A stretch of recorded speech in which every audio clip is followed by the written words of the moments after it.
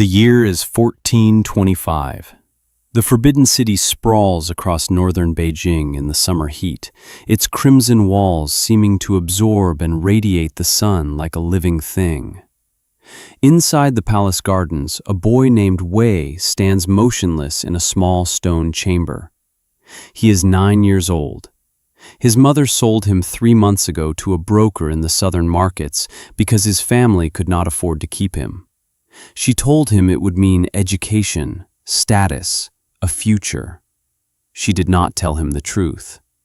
Wei's hands are trembling. The air in this room is thick with incense and something else, a metallic smell mixed with blood. An older man in white robes stands before him, his face blank, professional. Behind Wei, 2 attendants hold him firmly by the shoulders. They are not rough, but they do not need to be. Resistance is already impossible in a place like this. Wei tries to count the tiles on the floor. Anything but this moment. Anything but what is about to happen. The man produces a curved blade, gleaming and sharp. "If you scream," he says quietly, "they will hear you in the outer courts. The shame will follow you forever. Bite down on this." He holds out a wooden stick, worn smooth from use. Wei's eyes go wide. He understands now. The words his mother would not speak. The procedure that changes a boy into something else, something useful to the empire. Wei opens his mouth, tastes dust and old wood. His entire body goes rigid. There is pain beyond any language he possesses. The world becomes white noise and the smell of burning. Hands restraining him. A voice, the man's voice, still calm, still professional, saying something about binding it tight, about infection, about keeping him still for 3 days. Wei is no longer entirely present in his own body. Something is being unmade. The boy who came into this room is already fading. When it is over, Wei lies on a wooden platform, his lower body wrapped in cloth so tight he cannot move. The pain throbs like a second heartbeat. Attendants bring him water, but he cannot swallow. One of them, a woman with kind eyes, places a cool cloth on his forehead. She does not speak to him. No one speaks to him anymore. He is already changing. His mother's son is becoming the property of the court. In the outer courtyard, soldiers march past the chamber. He hears their footsteps, the clink of armor, the distance of a normal world going about its business. Wei lies in the dark, bleeding and wrapped, and understands that this pain is just the beginning of a transformation far more complete than his small 9-year-old mind can yet imagine. This is not punishment for something he has done. This is the price of being poor. This is the start of a system so vast, so entrenched, that it will consume not just his body, but everything he might have become. Above him, the Forbidden City continues. Emperors make decisions in gilded halls. Ceremonies proceed according to centuries of ritual. Thousands of eunuchs move through corridors like ghosts, performing tasks the rest of the empire pretends not to think about. And in this small stone room, a boy named Wei begins his first night in the absolute darkness that will define the rest of his life. You might assume Wei's story is fiction, a horror imagined for entertainment. It is not. What happened to Wei happened to hundreds of thousands of boys across 400 years of Chinese history. The Ming Dynasty alone, which ruled from 1368 to 1644, castrated an estimated 100,000 young males. Some historians place the number higher. These are not estimates plucked from speculation. They come from palace records, from memorials submitted to emperors, from the detailed bureaucratic documentation that the Chinese imperial court maintained with obsessive precision. The evidence is extensive. Court registers list the names and origins of newly castrated boys entering the palace service. Imperial edicts described the procedures, the qualifications, the rewards given to those who performed the surgery. Medical texts from the period detail infection rates, mortality statistics, and recovery times. Clinical observations that treat the castration of children as a standard administrative process. Temple records from Taoist monasteries show which institutions perform the operations and how many boys pass through their hands each year. We have letters. A eunuch named Lu Jin, who would rise to enormous power in the early Ming court, documented his own experiences in correspondence that survives to this day. We have archaeological findings. The tombs of deceased eunuchs, some marked with inscriptions that describe their service, their longing for families they never saw again, their status within the palace hierarchy. We have accounts from European missionaries who visited the Forbidden City and wrote in shock about the practice they witnessed. We have the Veritable Records, the official court annals maintained by the Imperial Historical Bureau, which recorded not just political events, but the rhythms of palace life. What we do not have is silence or ambiguity. This was not hidden. This was not done in shame. It was policy. Systematic, documented, considered normal by the officials who administered it.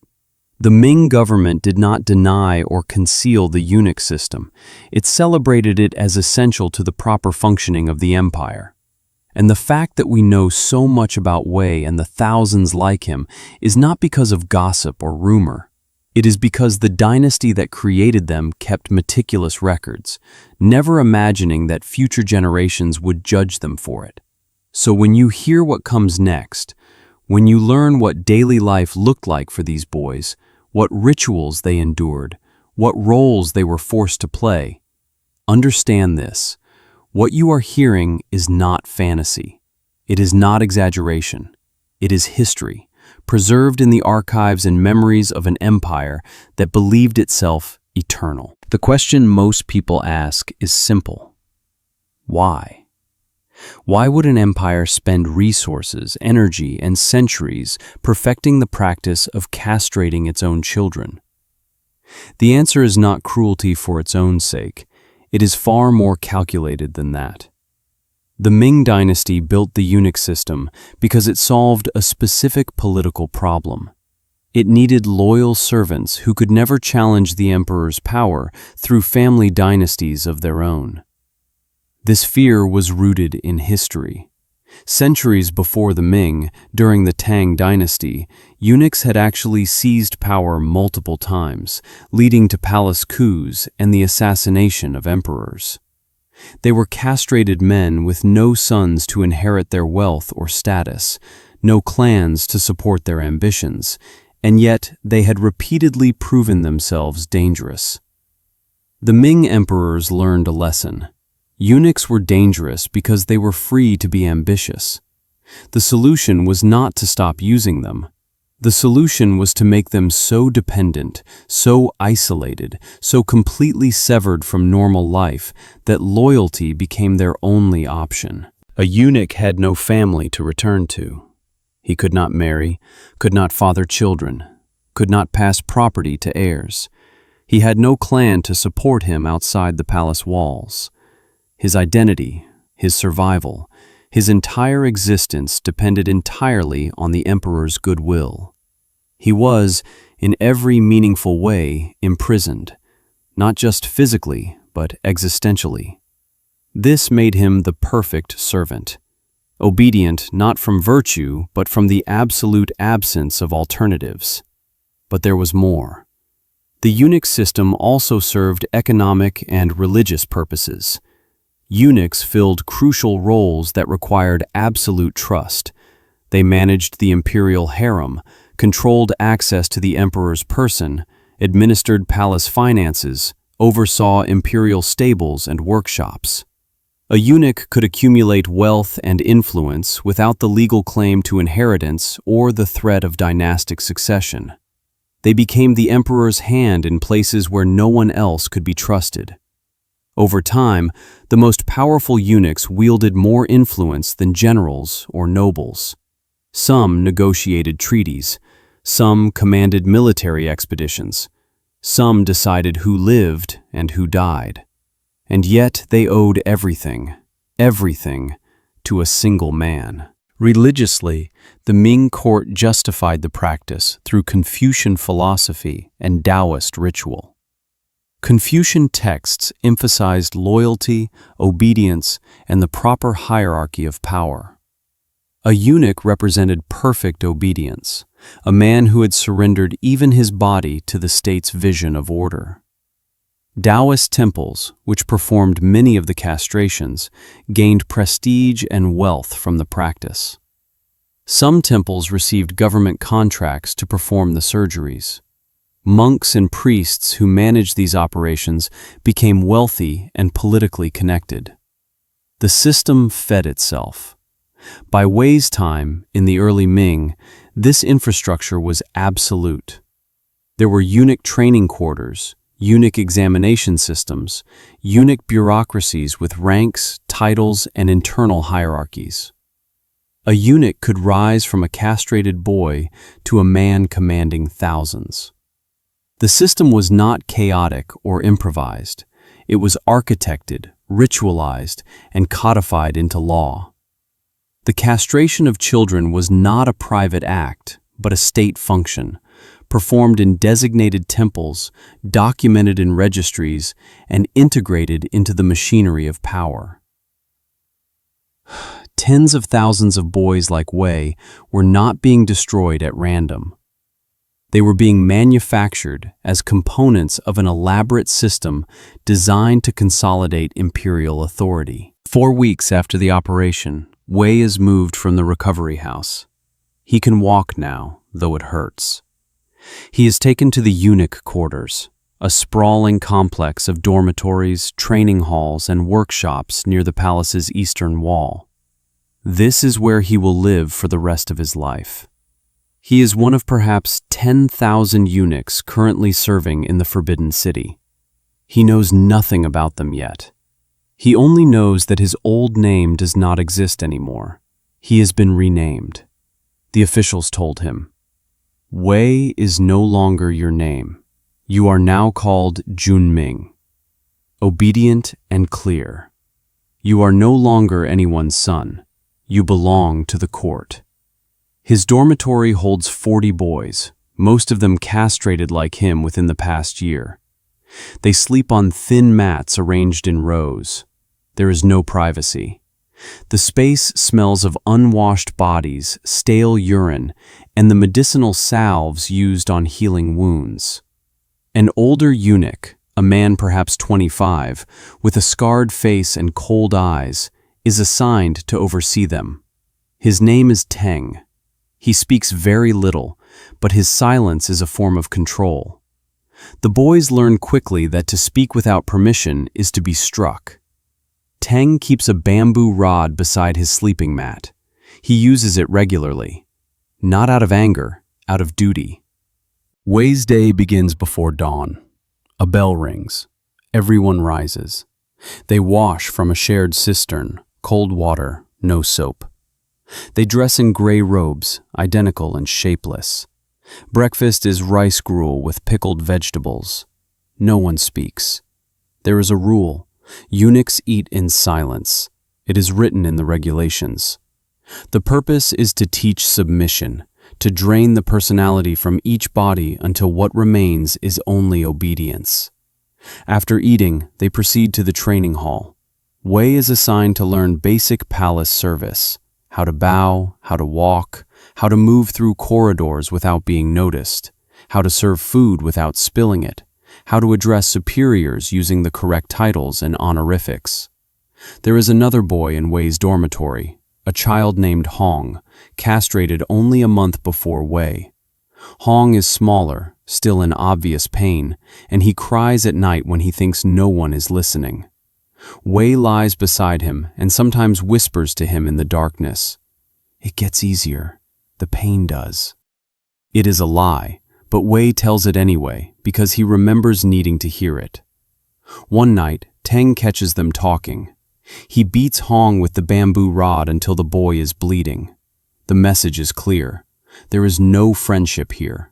There is only hierarchy and silence. The rules are absolute and specific. Eunuchs must address all women in the palace with maximum respect. They are guardians of the imperial harem and can never be suspected of impropriety. Eunuchs must never be alone with female staff. Eunuchs must remove their shoes when entering certain chambers. Eunuchs must never speak of their former lives or families. Some boys have parents and siblings still living in the city outside the palace walls. They are forbidden from ever contacting them. A letter has been sent to each family saying the boy is now dead. He has been reborn into service. If any boy attempts escape, the entire dormitory is punished. Wei's hands become rough from scrubbing floors, carrying water, cleaning latrines. His food portions are measured and small, enough to sustain him but never to satisfy him. Hunger becomes his constant companion. There is a hierarchy even among the castrated boys. Some are assigned to service in the inner palace and given slightly better treatment. Others are relegated to maintenance and repair work. Wei falls into the second category. He is not special. He is not intelligent in the ways the court values. He is simply another body, another pair of hands. One afternoon, while cleaning a corridor near the imperial study, Wei glimpses something that stops him. A painting on the wall, a landscape of mountains and a river, so detailed and beautiful that it seems to contain an entire world. He stares at it for perhaps 5 seconds. An official notices him standing still and strikes him with his walking staff. Move. Do not look at things that do not concern you.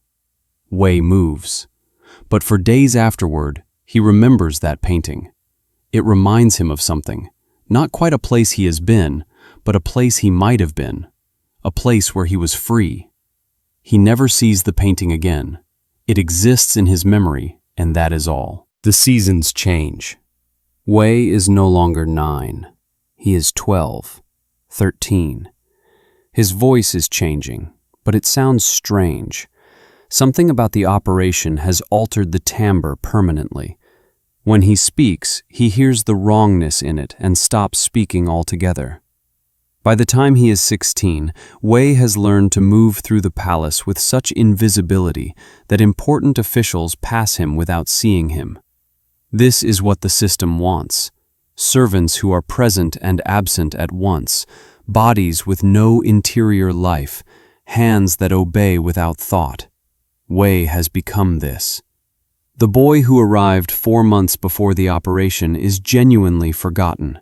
Not hidden, not suppressed, but actually gone. There is only Ming now, only the service, only the rule. And yet, even in this erasure, small acts of survival persist. Late at night, when Tung sleeps, Wei sings silently to himself. A song his mother taught him about farmers working in the fields. He does not sing it aloud. He barely moves his lips, but he holds the melody in his mind, and this theft of memory is the only rebellion left to him. It changes nothing. The system does not care if he remembers his mother's voice in a song. It only cares that he bows, works, and obeys. Hong, the boy who cried at night, eventually stops crying. He becomes one of the cruelest dormitory supervisors, passing down the same beatings he received onto the newer boys. The system preserves itself not through constant external force, but by training its victims to become its enforcers. At 17, Wei is summoned to an examination. Officials observe him, his appearance, his bearing, his voice, his obedience. He does not know what the examination means. He is not told. 3 days later, he is informed that he has been selected for service in the inner palace. This is considered a form of advancement. Other eunuchs tell him he should be grateful. They say it means he has caught the attention of someone important. Wei does not feel grateful. He feels the first genuine fear he has experienced since the day of the operation. He is taught new protocols. how to move in the imperial bedchambers without making a sound, how to light a lamp without flickering, how to arrange silk pillows, how to pour wine to precise levels, how to anticipate need before it is spoken. All of this is framed as service to the Son of Heaven. But Wei begins to understand, from the careful language used by his trainers, that this service involves more than arranging furniture. When he asks a direct question, "What exactly will my duties be?" the trainer, an older eunuch named Shen, simply says, "You will do what the emperor requires, everything he requires.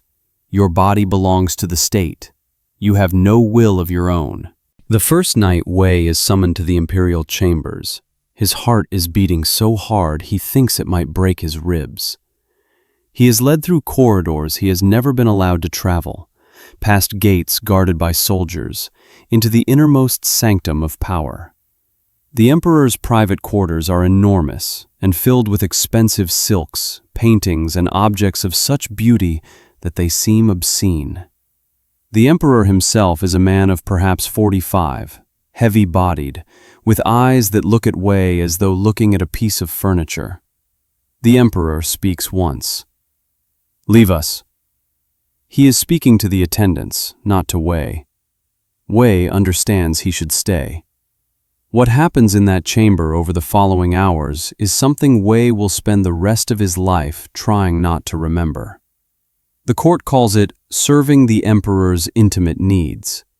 The law permits it under the justification that eunuchs, being castrated, can safely attend the emperor in the most private moments. The ritual is framed as natural, necessary, and ordinary, something that happens quietly in the palace, that no one discusses, that everyone accepts as the price of the eunuch's proximity to power. Wei experiences it as violation, as use, as a second castration, this time of his mind rather than his body. But this is where the system reveals its true function. Eunuchs are not merely servants. They are repositories of the emperor's will extended beyond his own body. They are made to absorb humiliation, degradation, and violation in place of those considered fully human. And they are forbidden from speaking of it, from reporting it, from processing it with anyone. The shame is theirs alone to carry. In the palace records and official histories, this aspect of eunuch service is barely mentioned. It is discussed in medical texts as a clinical matter, in administrative documents as a bureaucratic duty. The reality, the actual experience of teenage boys and young men in darkened chambers, is simply erased from history, preserved only in the silence of those who endured it. Over the following year, Wei is summoned to the imperial chambers perhaps 30 times. Each time, he dies a little more inside. He learns to separate his mind from his body, a survival technique that thousands of eunuchs develop. He floats above himself, watches himself from a distance, becomes an observer to his own violation. This dissociation is a mercy of sorts. It also makes him hollow. There is one night when Wei does something that astonishes even himself. The emperor has summoned him, and the emperor is in a violent mood. He strikes Wei repeatedly. Wei, who has been trained to accept any treatment without response, finds himself thinking, "No, not this, not tonight." He does something that has no precedent in his experience. He tries to move away. He speaks, which he is never permitted to do. "Please, I cannot." The words are barely audible, but they are words. They are a claim to his own existence. The response is immediate and catastrophic. The emperor, rather than being moved by Wei's plea, is enraged by what he perceives as insubordination. Guards are called. Wei is removed from the chamber. He is beaten in front of other eunuchs as a warning. Word is sent that he is no longer to serve in the inner palace. He is reassigned to latrine maintenance, the lowest possible duty. And here is the cruelest part. Every other eunuch, seeing what happened to Wei, learns the lesson perfectly. Wei's brief moment of resistance proves the system works. His punishment reinforces to everyone else that resistance is futile. His suffering becomes an instrument of control over thousands of others.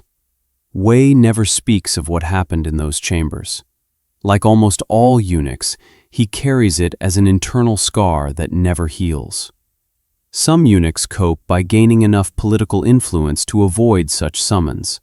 Some simply endure until they die.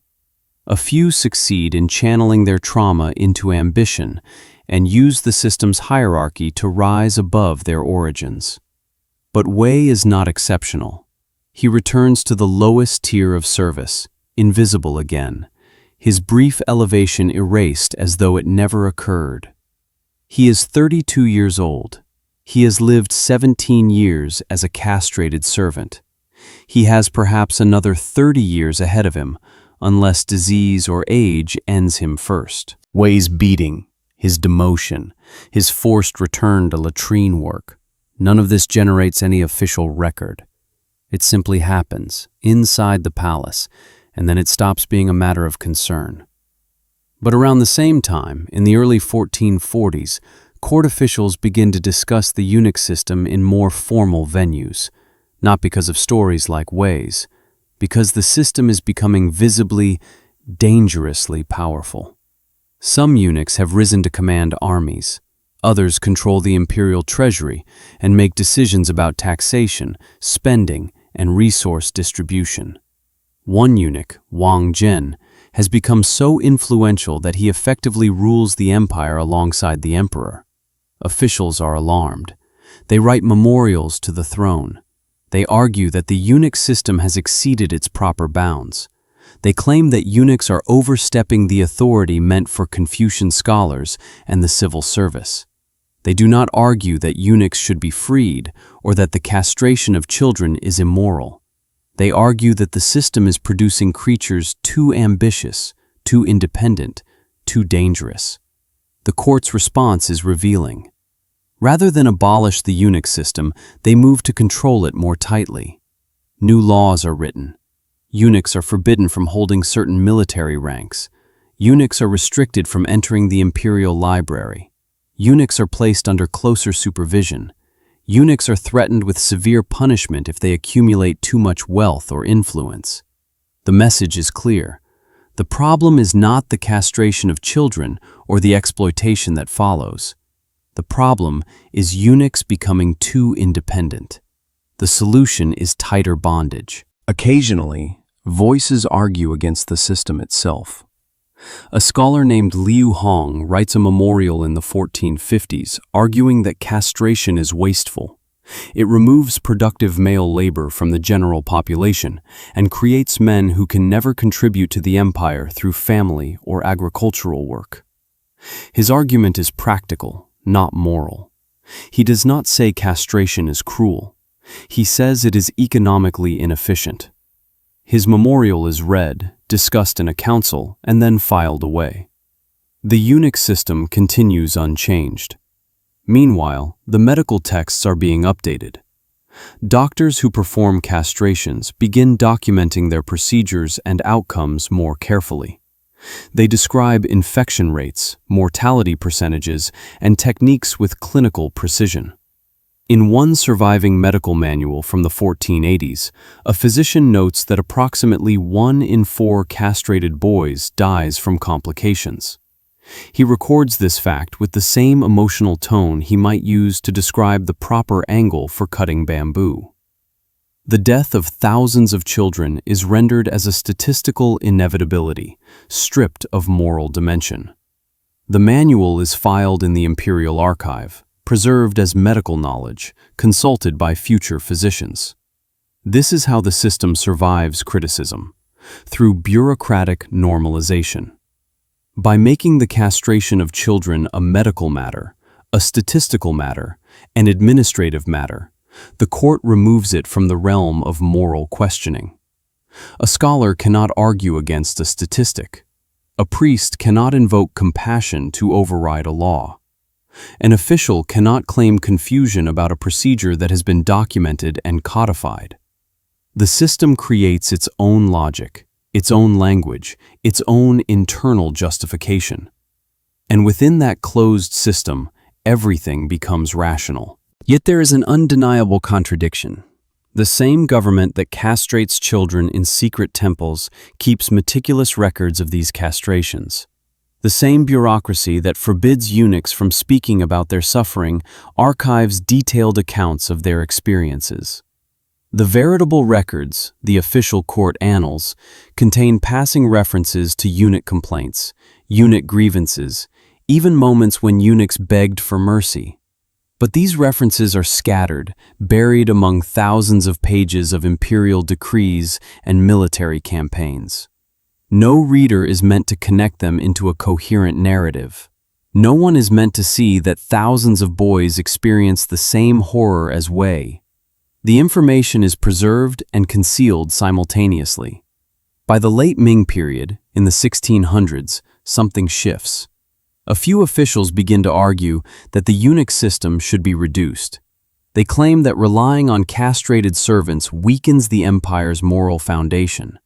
They argue that Confucian virtue requires respect for the body, and castration violates this principle.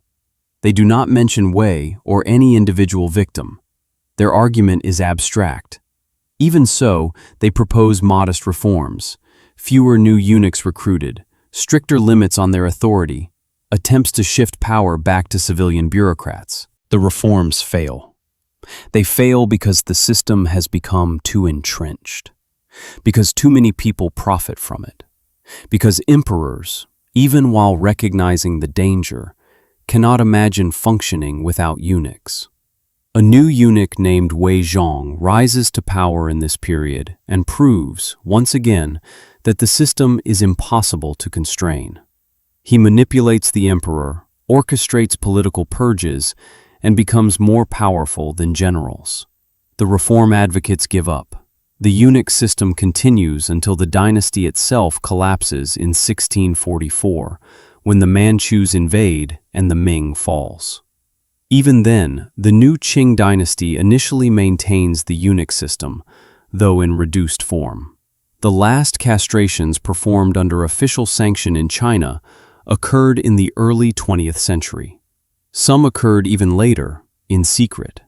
Wei himself, the historical Wei whose story inspired this narrative, lived to be an old man, serving in the palace long after the Ming Dynasty ended.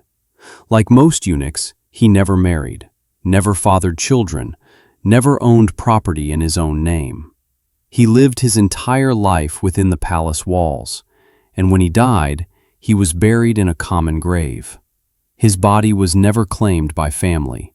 He had no family.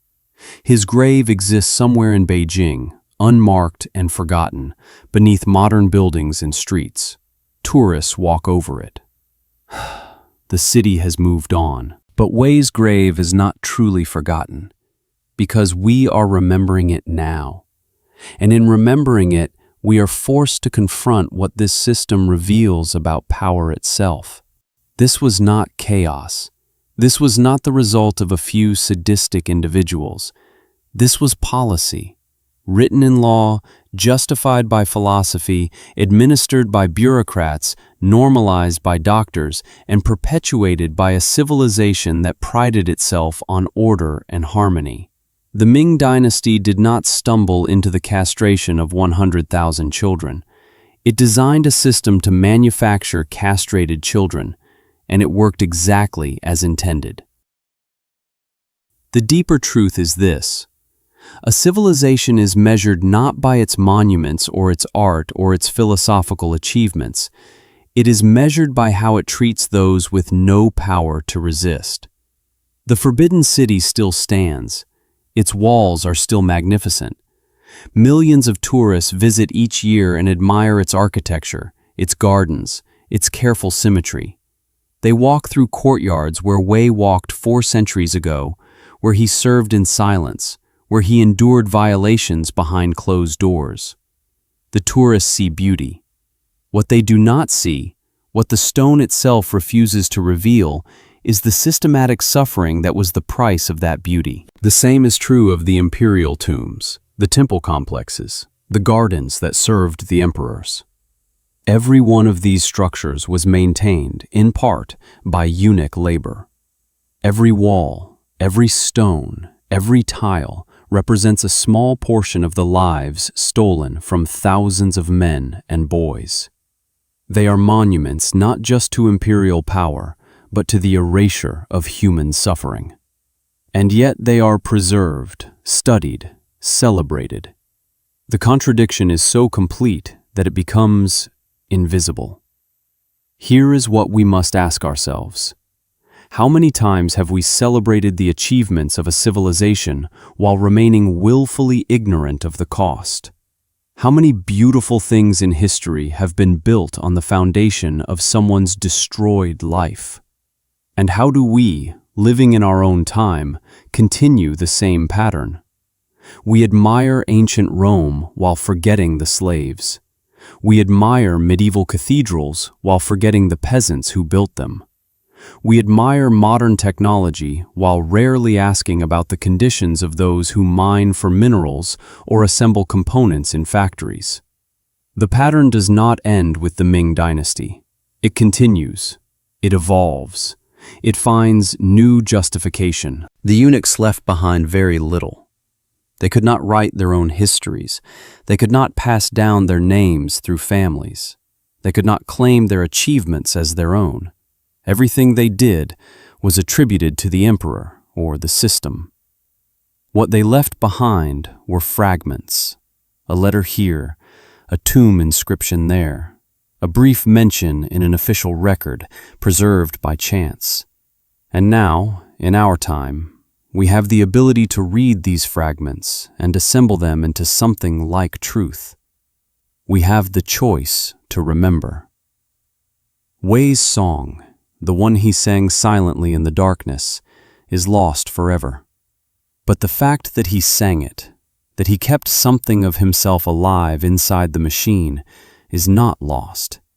It remains, if we choose to see it. The closing of the eunuch system did not come from moral awakening.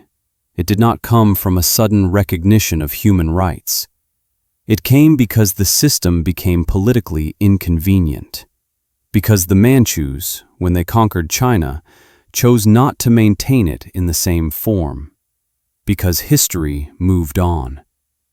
Millions of boys were castrated over 400 years, and the change that ended it was not justice. It was simply the turning of the wheel of power. This is perhaps the most haunting lesson of all. Atrocities do not end because they are wrong.